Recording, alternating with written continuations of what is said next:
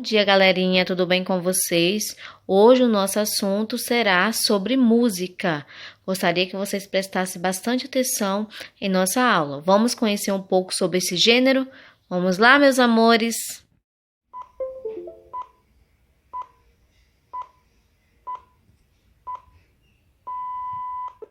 Se aprender história já é gostoso, imagine sobre a história da música.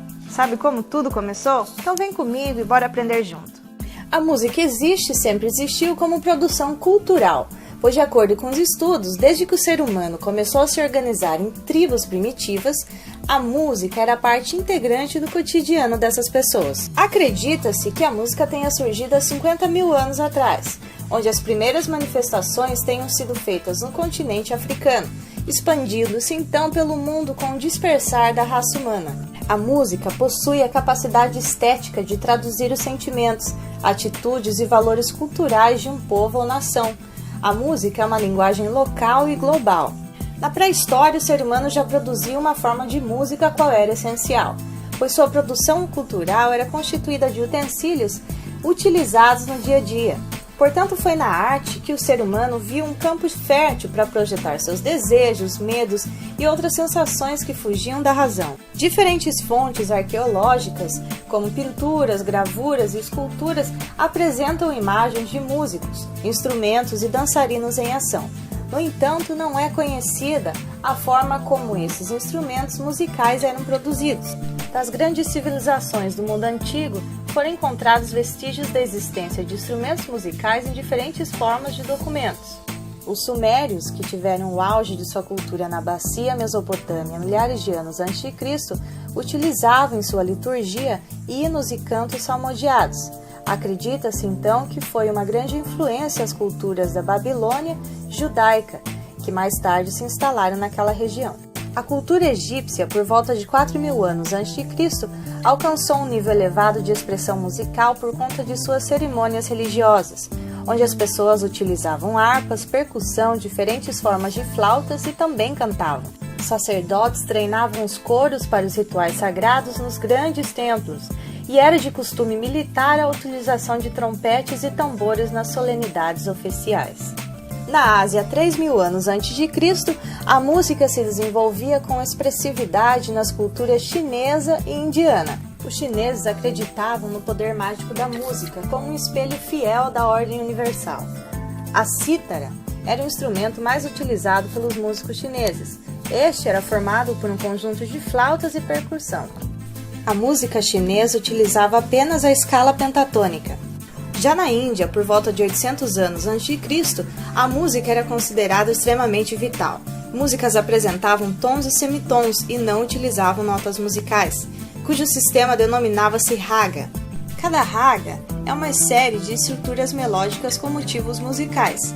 Segundo a tradição indiana, essas têm a capacidade de colorir a mente, trazendo um significado emocional e associações simbólicas, variando entre estações, tempo e humor. A teoria musical só começou a ser elaborada no século V a.C., na Grécia Antiga. Na Grécia, a primeira representação musical foi chamada de tetracorde. Tetracorde é uma série de 4 tons, literalmente significando 4 cordas. Refere-se originalmente a instrumentos como a harpa ou lira. Foram os filósofos gregos que criaram a teoria mais elaborada para a linguagem musical. Pitágoras acreditava que a música e a matemática formavam a chave para os segredos do mundo, que o universo cantava, e justificou a importância da música na dança, na tragédia e nos cultos gregos. É de conhecimento histórico que os romanos se apropriaram da maioria das teorias e técnicas artísticas gregas, e no âmbito da música não foi diferente. Eles nos deixaram de herança um instrumento denominado trompete reto, que também chamavam de tuba. Por volta do século V, a Igreja Católica começou a dominar a Europa, investindo nas cruzadas e outras providências, que mais tarde veio denominar Idade das Trevas, primeiro período da Idade Média, e esse foi o seu período de poder. A Igreja Católica, durante a Idade Média, ditou as regras culturais, sociais e políticas de toda a Europa. Com isto, interferiu na produção musical daquele momento. Então surgiu a música monofônica, a música sacra ou profana. É a mais antiga que conhecemos, denominada de cantochão, porém a música utilizada nas cerimônias católicas era o canto gregoriano. O canto gregoriano foi criado antes do nascimento de Cristo, pois ele era cantado nas sinagogas e países do Oriente Médio. Por volta do século VI, a Igreja Católica fez do canto gregoriano um elemento essencial para os seus cultos. O nome é uma homenagem ao Papa Gregório I, que fez uma coleção de peças cantadas e as publicou em 2 livros, chamados Antiphonarium e Graduale Romano. No século IX começa a se desenvolver o órgão, que são as primeiras músicas polifônicas com 2 ou mais linhas melódicas, e requer a adição de uma ou mais vozes a um cantochão existente. A música polifônica atingiu o auge da sua utilização e formulação no século XIII, através da escola de Notre Dame.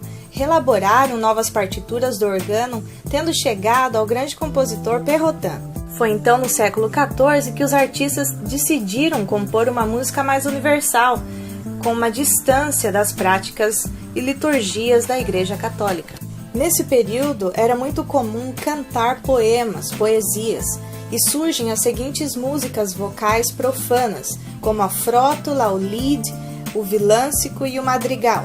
O madrigal é uma forma de composição que possui uma música para cada frase do texto, utilizando o contraponto e a imitação. Compositores escreviam madrigais em sua própria língua, em vez de usar o latim. O madrigal pode ser cantado por 2 até 4 pessoas. Um dos maiores compositores do madrigal elizabetano foi Thomas Wilkes. Foi então que surgiu a música barroca, e teve seu esplendor por todo o século XVIII. Era uma música de conteúdo dramático e muito bem elaborado. Nesse período foi que surgiu a ópera musical. Então surgem na Europa os principais compositores de ópera, como na Itália Vivaldi, na Inglaterra Handel e na Alemanha Sebastian Bach. Já a música clássica é o estilo posterior ao barroco. O termo clássico deriva do latim classicus, que significa cidadão da mais alta classe. Esse período da música é marcado pelas composições de Haydn, Mozart e Beethoven. E nesse período surgem diversas novidades, como a orquestra, que toma forma e começa a ser valorizada. As composições para instrumentos, pela primeira vez na história da música, passam a ser mais importantes que as compostas para canto, surgindo então a música para piano. O romantismo visou ter mais liberdade na estrutura da forma e de concepção musical, valorizando a intensidade e o vigor da emoção, revelando os pensamentos e sentimentos mais profundos. É nesse período que a emoção humana é demonstrada de forma extrema. O romantismo também rendeu frutos na música, como o nacionalismo musical, estilo pelo qual os compositores buscavam expressar de diversas maneiras os sentimentos do seu povo, estudando a cultura popular de seu país e aproveitando música folclórica em suas composições. Então veio o período moderno, a partir de 1900, onde foi introduzido nas orquestras a música eletroacústica, os sintetizadores. Contudo, a essência da orquestra sinfônica continua a mesma. Esse período é dividido em várias subdivisões, como neoclássico, contemporâneo e vanguarda. Mas por hoje é só, pessoal. Espero que tenham gostado. Se você gostou, deixe o seu like, se inscreva e te vejo na próxima. Um grande abraço! Que é a nossa atividade de fixação, meus amores. Essa atividade é para ser copiada no caderno e respondida de acordo com a aula. Beijo, meus amores, fiquem com Deus e que Deus abençoe a família de vocês.